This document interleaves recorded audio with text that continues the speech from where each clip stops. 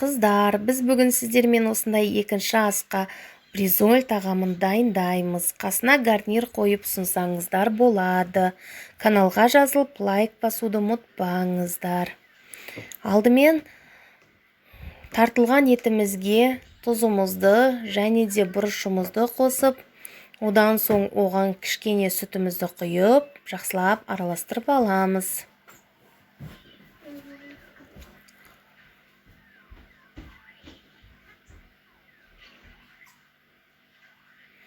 Енді осы тартылған етімізді орташа шариктер етіп бір ыдысқа тізіп шығамыз.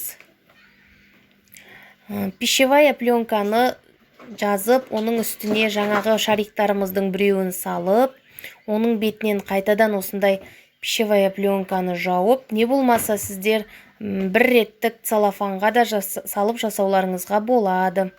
Содан соң оны оқтаумен осындай етіп жазып шығамыз. Өтте жұқа етіп жазамыз.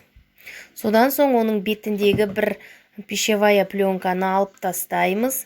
Енді жұмыртқамызға тұзымызды және сүтімізді құйып, жақсылап біркелкі масса болғанша араластырып аламыз. Осы жұмыртқамыздың кішкенесін жайпақ осындай ыдысқа құямыз. Енді жаңағы тартылған етімізді осылайынан жұмыртқаның бетіне саламыз.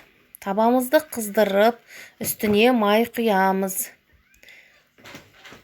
Отты орташа отқа қоюымыз қажет. Қаттыға қоймаңыздар, себебі күйіп кетуі әбден мүмкін.